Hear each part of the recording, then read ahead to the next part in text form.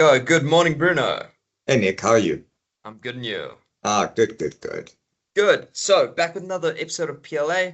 We're going to continue with your theme that you've been doing over the last couple of weeks for us with regards to student accommodation. Last week, we talked about due diligence before entering into a deal, things that needed to be looked at. Today, I'd like to ask you to just focus on once you've done that due diligence, once you've looked at what you need to, how exactly do you construct the deal going forward? So how do you construct a student accommodation deal? What are the typical contracts, the typical types of paperwork? What do you need to put into place in order to be able to actually pursue a deal like this? Now, again, this goes back to any business that a person has. There's common features in entering into any business deal. So the first feature is trying to secure the deal. Right now, we want to do this so that the seller cannot sell the land, the business, the assets to anyone else. So you want to secure the deal. Now, how do you go about doing this? So there's often two ways that we experience in practice, right? Now, the first way is simply by way of a letter, right? It's basically a letter of intent. And what this normally does is it shows a seller in good faith your intention, your desire, the seriousness that you have in order to enter into this deal. So this letter goes out and it tells the seller, I am going to do this. Now, this letter is not legally binding, but depending on how it's drafted, it can buy a person a certain period of time. So in the letter itself, maybe it's not legally binding that the sale is going to go through, but it might be legally binding in that the seller is restricted or stops marketing the property or gives you first right. So you have to be smart on how you go about doing this, because simply handing in a letter saying, I want to, that doesn't do anything. Right? So you might land up losing the deal if you simply find somebody else. But this is the start of the conversation. So it is my intention to, and the seller withholds any other marketing until you come back to him, or you've got the first right to go for the sale at that specific price, whatever it is. So you can make it somewhat binding.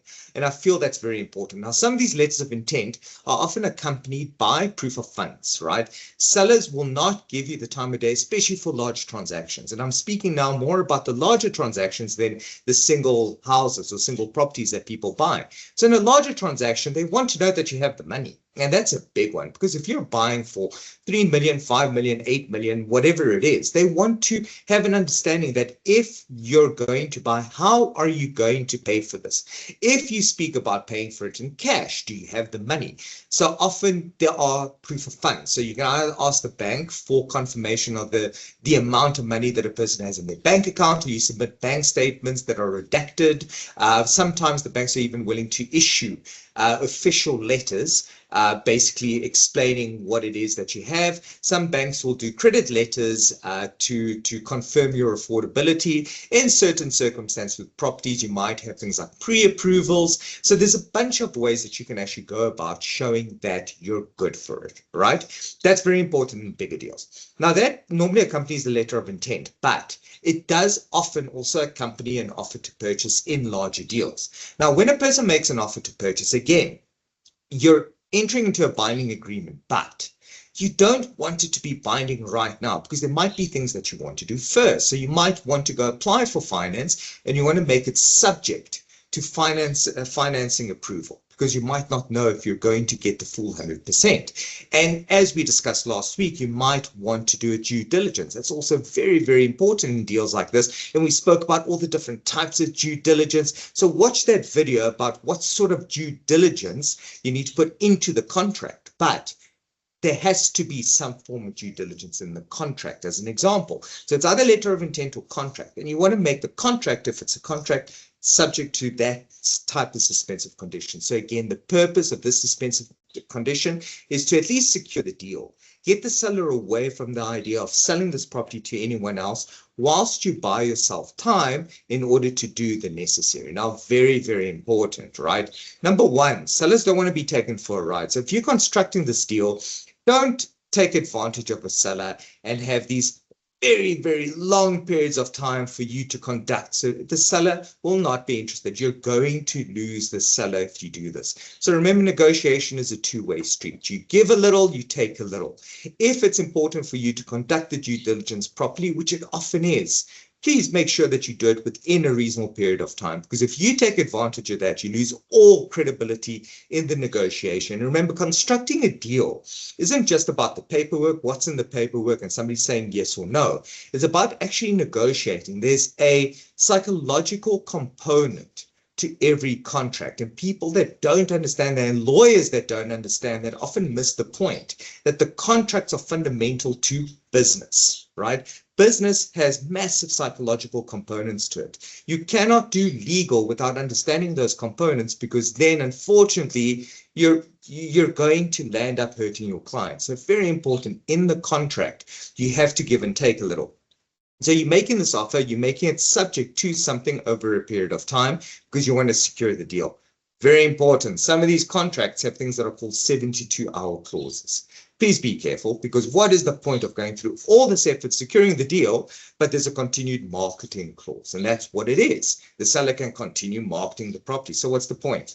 Right? If the seller can continue marketing the property, why even waste your time making an offer to purchase, making it subject to a suspensive condition, unless there's something in it for you? So read that clause very carefully, because sometimes that clause does give you first dibs at the property. So there has to be something in it that benefits you. Great. So now we've got this contract. We're constructing it. Let's say you do your due diligence. You're happy. Seller's happy. You're happy. Now you want to go ahead with this deal. Great. Now, how do you construct the deal aside from this? So we spoke about the first half. Now it's the second half. The job's not done. Job's not done until you've taken transfer of this property. And remember, transfer does not take place on the same day. It would be great if I could sign on the dotted line, seller signs on the dotted line, we go to the deeds office today, we submit it, and there you go, it's yours. It doesn't work like that. There's a lot that happens in the meantime. For properties to transfer, you have to pay clearance figures, as an example. So come on, clearance figures. You have to apply to the municipality. Now that there's a dispute over the water meter and the water meter number, they have the wrong meter numbers, and now you need to go there and raise issues. You have to go to SARS, and you have to ask SARS, do I have to pay transfer duty? Do I have to pay VAT? There's a whole range of things, and this can take a number of months. So best case scenario, you're probably looking at 2 months, but it takes longer. I mean, I've seen transfers 6 months to a year, sometimes even longer if there's issues. In this period of time, remember, you are buying a business. So you're not buying a property and are simply waiting, and one day when transfer happens, you're going to move into this property and job is done. You're buying a business. So take a step back and think about this as a business. Don't just think about this as a property. There are things happening on the property that need to continue.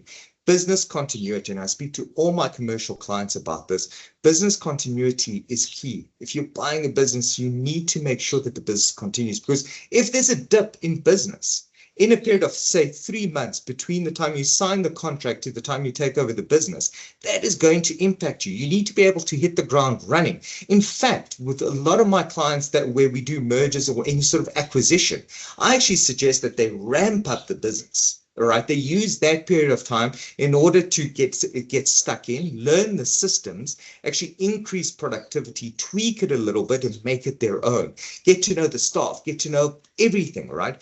Very important. The contract has to provide for this period. So what about lease continuity? You don't want to get caught in a situation where a lease is being terminated or coming to an end somewhere in the middle of this period, and you haven't made contingency for putting in a new tenant. So your contract has to provide for this. It either needs to tell the landlord, the current seller, to do this, or it needs to entitle you as the buyer to be able to now tenant the property with tenants of your choosing. So lease continuity, very important that you've studied these leases. Employment continuity, you're buying buildings, you have caretakers, you've got staff, so sometimes you're actually paying salaries and employees. So that is in our law automatic. You take over that employment relationship. You need to know your staff members. You need to know what bonuses they're entitled to at the end of the year, if any. You need to know how long they've worked for you, because if there is a possibility of a retrenchment at some point in time, you're going to need to pay them a severance pay. So very, very careful. Insurance over the property. Who's responsible for the insurance over the property? Remember, not every property is insured. So will the seller continue with the insurance up until date of transfer? Or are you going to take over the insurance? Is the insurance sufficient in order to be able to cover you? And with big deals, is it important that you actually endorse the insurance policy with your name, especially if money's been paid over and you're getting stuck into this business, and maybe you're paying money and you already start investing in the business continuity? You might actually want to endorse these policies in order to pay you out if something goes wrong in the business. Because remember, insurance policies aren't just about condition of the building. It could be anything. You have insurance policies that cover you for any sort of risk, including credit risk, debt risk. So you need to make sure that you understand what these policies are about and that you at least continue them or take them over or endorse them or whatever the case is. So during this period, very important that you understand what happens and that you can continue with the business, that you're able to access the bank accounts, you're able to see the payments coming in, you're able to detect delinquencies and defaults so that action can be taken, so that when transfer goes through, you don't inherit a property. And guys, especially within a city, be very careful, because what we, and Nick knows this also from experience, what we experience continuously is that there is a domino effect. If one person stops paying rent, suddenly you find that the next person and the next person, and suddenly there's reasons for this, and there's maintenance issues, and suddenly this domino effect where it started with one person was not handled properly and now lands up with no one paying rent in a building where you have to evict possibly 30 tenants. Very important that you continue the business continuity. You get to know the tenants, build the relationships with them, leverage the landlord while you can. One last thing, what sometimes we find in business is that the landlords or sellers sometimes stay in the business a little bit longer after the sale. And the reason for this is if the business has complex systems, especially things like guest houses and that sort of thing, you actually want that IP or that knowledge or experience to guide you a little bit. So it's almost like hiring the seller as a mentor for a period of time in order to facilitate the transfer. So if you are in over your head and you need help, bear this in mind, because you can include it as a provision in the sale where the seller might even make a bit of a salary from it, but just stay on to assist you run this business just a little bit longer so that it continues to be successful. Perfect. Thank you for that, Bruno.